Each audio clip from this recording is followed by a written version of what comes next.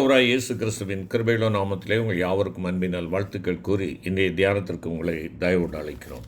இன்றைய தியான பகுதி தானியேலின் புஸ்தகம் 6ஆம் அதிகாரம் 1 முதல் 16 வசனங்கள். தானியேல் 6 1 முதல் 16. தியான வசனம் தானியேலின் புஸ்தகம் 6ஆம் அதிகாரம் 28ஆம் வசனத்தின் கடைசி பாகம். தானியேல் 6:28. தானியேலின் காரியம் ஜெயமாயிருந்தது. தானியேலின் காரியம் ஜெயமாயிருந்தது. அருமையான கர்த்தருடைய பிள்ளைகளே, இன்று உங்களோடு உத்தமனாகிய தானியேலை குறித்து நான் ஒரு சில சத்தியங்களை பகிர்ந்து கொள்ள விரும்புகிறேன். தானியேல் என்று சொல்லுகின்ற பொழுது நம்முடைய மனதிற்குள்ளாக வரக்கூடிய காட்சி சிங்கக்கவிக்குள்ளாக தானியேல் போடப்படுகிற அந்த காட்சி தான். சிறு வயதிலிருந்தே நாம் அபிதமாக பழக்குவிக்கப்பட்டிருக்கிறோம். அந்த சிங்கக்கவியில் போடுவதற்கு முன்பாக தானியேல் என்ன செய்து கொண்டிருந்தார்? அதை நாம் சற்று யோசித்து பார்ப்போம் என்றால், தானியேல் சிங்கக்குபையில் போடும் முன்பாக என்ன செய்து கொண்டிருந்தார்? 6ஆம் அதிகாரம் 1 மற்றும் 2ஆம் வசனங்களை நாம் பார்க்கின்ற பொழுது, அவர் ஒரு ஆணையராக, கமிஷனராக அவர் தேசத்திலே பணி செய்து கொண்டிருந்தார். தானியேல் நாட்டினுடைய பிரதானிகளிலே பிரதானவனாக இருந்தான் என்று சொல்லி நாம் இங்கே பார்க்கிறோம். தானியேல் ஒரு பிரதானியாக அல்லது ஒரு ஆணையராக இருந்தார் என்பதற்கு அவர் அதற்குரிய பக்குவம் அடைந்திருந்தார் அல்லது வயதானவராக இருந்தார் என்பதல்ல. 80 வயது Daniel was involved. He not only had seniority, he had superiority over many others. இங்கே நாம் பார்க்கின்ற பொழுது அவர் வயது முதிர்ந்தவராக மாத்திரமல்ல, அங்கு இருக்கிறவர்களுக்கு எல்லாரிலும் தலை சிறந்தவராக, மேலாண்மையாளராக அவர் இருந்தார் என்பதை 3வது வசனத்திலே நாம் அங்கே பார்க்கிறோம். தானியேல் பிரதானிகளுக்கும் தேசாதிபதிகளுக்கும் மேற்பட்டவனாயிருந்தான். தானியேலுக்குள் விசேஷித்த ஆவி இருந்தமையால் அவனை ராஜ்ய முழுமைக்கும் அதிகாரியாக ஏற்படுத்த ராஜா நினைக்கிறார். ஆக சிங்கக்கவிக்குள் வருவதற்கு முன்பாக தானியேலுடைய நிலை எப்படிப்பட்டதாக இருக்கிறது? ராஜ்யபாரத்திலே முக்கியஸ்தனாக அவன் இருக்கிறான், பிரதானிகளுக்கு தலைவனாக இருக்கிறான். இன்னும் இதை காட்டில் அந்த பிரதானிகளிலே ஒருவனாக, பிரதானமானவனாக அவன் இருந்தது மாத்திரமல்ல, ராஜாவுக்கு என்ன ஆசை வருகிறது? அவனை எல்லாருக்கும் ஒரே அதிகாரியாக ஏற்படுத்த ராஜா அங்கே நினைத்தான். இந்த நினைப்பை கண்ட அந்த நாட்டு மக்கள் என்ன செய்கிறார்கள்? தானியேலின் மேலே குற்றம் கண்டுபிடிப்பதற்கான முகாந்திரத்தை தேடுகிறார்கள். ஆக அங்கே சிங்கக்கவிக்கு போவதற்கு காரணம், அடிப்படை காரணம் அவனுடைய முதுமை அல்ல, அவனுடைய பணி அல்ல. இங்கே மக்களுக்குள்ளாக காணப்பட்ட ஒரு பொறாமையினுடைய ஆவி என்று சொல்லி நான் பார்க்கிறேன். நாம் இருக்கின்ற பொழுது இன்னொருவனை கொண்டு வந்து நமக்கு மேலாக தலைவனாக ஏற்படுத்துவதா என்கின்றதான ஒரு எரிச்சல், பொறாமை அவரிடத்திலே காணப்பட்டது. இங்கே தான் நாம் தானியேலுடைய ஒரு இன்டிகிரிட்டி, இல்லைனால் அவனுடைய உத்தமத்தை நாம் இங்கே பார்க்கிறோம். அவனுடைய உத்தமம் இங்கே வெளிப்படுகிறது.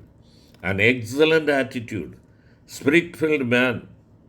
அவன் ஒரு சிறப்பான அவனுடைய குணாதிசயத்தை நாம் இங்கே பார்க்கிறோம். அவன் ஆவியினால் நிறையப்பட்டவனாக இருந்தான். அதைத்தான் 3ஆம் வசனம் சொல்கிறது. தானியேலுக்குள் விசேஷித்த ஆவி இருந்தபடியால் அவன் ராஜாவிற்களுடைய காலங்களிலேயும் அங்கே ராஜ்யபாரத்தின் வேளைகளிலேயும் அவன் எடுத்த காரியமெல்லாம் ஜெயமாக இருந்ததற்கு காரணம் என்ன? அவனுக்குள்ளாக இருந்த விசேஷித்த ஆவி. இந்த விசேஷித்த ஆவி இருந்தபடியினாலே தனக்கு எதிராக பொறாமை கொண்டவர்கள் மேல் அவன் பொறாமை கொள்ளவில்லை. அவர்களுக்கு காலமுறும் பழி தீர்க்க வேண்டும் என்ற எண்ணம் அவனுடைய மனதிலே கிஞ்சித்தேனும் விழவில்லை. No jealousy upon others. மற்றவர்கள் பேரிலே அவர் கொஞ்சம் கூட அவனுக்கு என்ன செய்யவில்லை. அவர்களை நாம் ஏதாவது செய்ய வேண்டும் என்கின்றதான ஒரு பொறாமையுடையவனாக அவன் காணப்படவில்லை. அவர்களை குற்றம் சுமத்தக்கூடிய அந்த எண்ணத்திலும் அவன் செல்லவில்லை. No ground of accusation. அருமையான கர்த்தருடைய பிள்ளைகளே, இன்று நாம் சில காரியங்களிலே தேவன் நம்மை உயர்த்தி வைக்கின்ற பொழுது நாம் மற்றவர்கள் மேலே பொறாமை கொள்கிறவர்களாக இருக்கிறோம். இன்னும் அவர்களை தாண்டி போக வேண்டும் என்ற ஒரு எண்ணம் வருகிறது. இல்லை என்றால் நமக்கு கிடைத்திருக்கிற இந்த அதிகாரத்தை வைத்துக்கொண்டு நமக்கு எதிராக செயல்பட்டவர்கள் மீது பழிவாங்க வேண்டும் என்ற ஒரு எண்ணம் நமக்கு வருகிறது. அருமையான கர்த்தருடைய பிள்ளைகள், ஆனால் இவனிடத்தில் குற்றம் ஒன்றும் கண்டுபிடிக்க முடியாதவனாக அவன் இருந்தான். குற்றப்படுத்தும்படி முகாந்திரம் தேடினார்கள், ஆனால் ஒரு முகாந்திரத்தையும் அவர்கள் கண்டுபிடிக்க முடியவில்லை. அருமையான கர்த்தருடைய பிள்ளைகளை, ஏன் அவன் தன்னுடைய பணியிலே மிகவும் உண்மையுள்ளவனாக இருந்தான். 6ஆம் அதிகாரம் 4ஆம் வசனம் இதைத்தான் சொல்லுகிறது. நாம் அங்கே பார்க்கின்ற பொழுது, அவர்களால் கூட குற்ற முகாந்திரத்தையும் குற்றத்தையும் கண்டுபிடிக்க அவர்களால் கூடாதிருந்தது. அவன் உண்மையுள்ளவனாயிருந்தபடியால் அவன் மேல் சுமத்த யாதொரு குற்றமும் குறைவும் காணப்படவில்லை. அருமையான கர்த்தருடைய பிள்ளைகளே, இங்கே ஃபெய்த்ஃபுல் அல்லது உண்மையுள்ளவனாக இருந்தான் என்று சொல்லுவது இன்று நம்முடைய கிறிஸ்தவ ஜீவியத்தில் அநேக நேரங்களில் அந்த வார்த்தைகளை நாம் பயன்படுத்துகிறோம். நான் உண்மையுள்ளவனாக இருக்கிறேன், என் ஆண்டவருக்கு முன்பாக உண்மையுள்ளவனாக இருக்கிறேன், என் ஆண்டவருடைய காரியங்களிலே உண்மையுள்ளவனாக இருக்கிறேன், ஆவிக்குரிய காரியங்களிலே உண்மையுள்ளவனாக இருக்கிறேன், ஆலய ஆராதனைக்கு செல்வது, ஆண்டவரை ஆராதிப்பது, இன்னும் ஆண்டவருடைய ஊழியங்களிலே நாம் பங்கெடுப்பது, இவைகளெல்லாம் நான் உண்மையுள்ளவனாக இருக்கிறேன். நல்ல காரியம். கர்த்தர் உங்களை ஆசீர்வதிக்கட்டும்.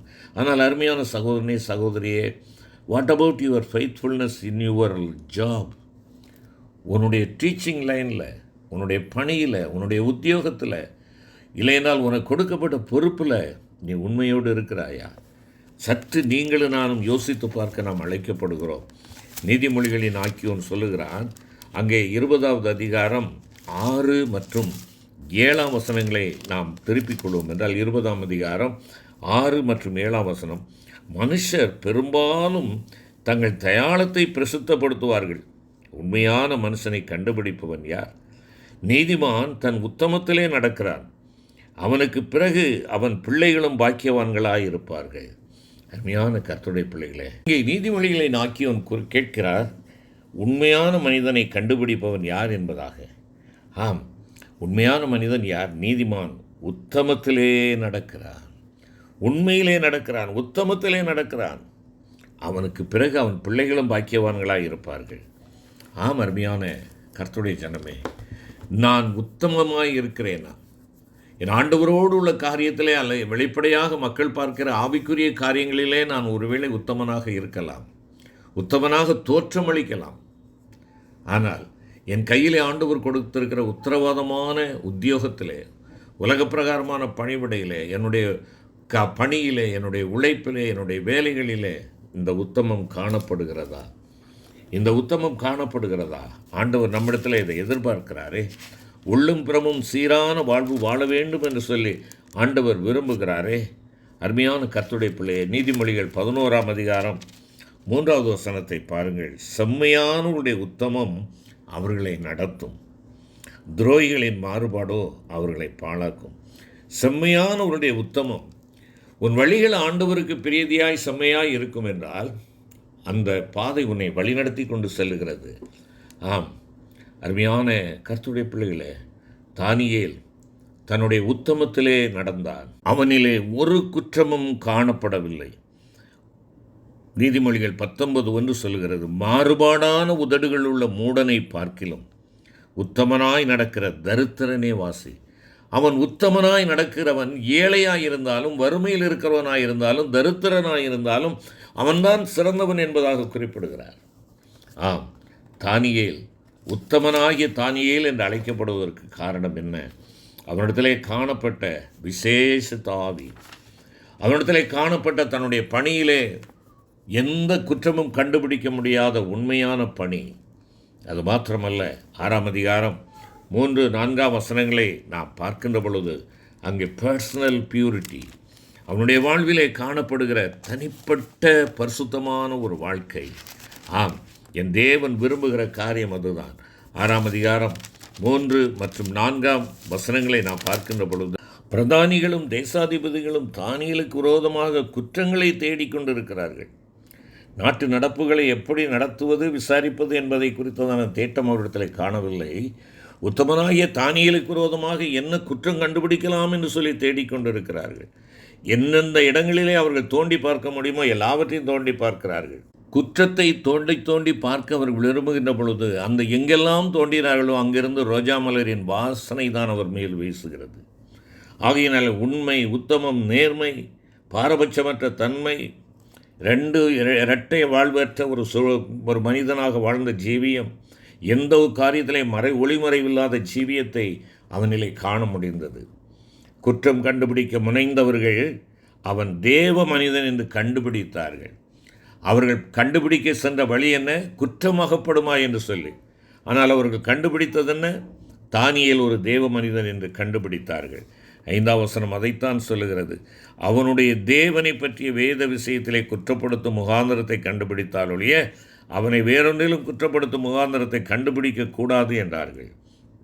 அருமையான கர்த்தருடைய பிள்ளைகளே, இதுதான் உங்களுக்கும் எனக்கும் என்று வேண்டிய சத்தியம். என்னிலே என் தேவன் மகிமைப்படுகிறாரா? என் தேவன் மகிமைப்படுகிறாரா? என் வாழ்க்கையை அலசி ஆராய்ந்து பிறர் தோண்டி பார்க்கின்ற பொழுது என் தேவனுக்கு உகந்த பரிசுத்தம் அங்கே காணப்படுகிறதா? நிறைவாக தானியேல் இடைவிடாமல் தேவனோடு நடந்தான் என்று சொல்லி நாம் அங்கே பார்க்கிறோம். 10வது வசனத்தை பாருங்கள். தானியேலோ வென்றால் அந்த பத்திரத்துக்கு கையெழுத்து வைக்கப்பட்டது என்று அறிந்த போதிலும் தன் வீட்டுக்குள்ளே போய் தன் மேல் அறையிலே எருசலேமுக்கு நேராக பலகணிகள் திறந்திருக்க அங்கே தான் முன் செய்து வந்தபடியே தினம் 3 வேளையும் தன் தேவனுக்கு முன்பாக முழங்கால் படியிட்டு ஜெபம் பண்ணி ஸ்தோத்திரம் செலுத்தினார். முன் செய்து வந்தபடியே தினமும் 3 வேளையும் பாருங்கள், கான்ஸ்டன்ட் வாக் வித் காட். தான் முன் செய்து வந்தபடியே தினமும் 3 வேளையும்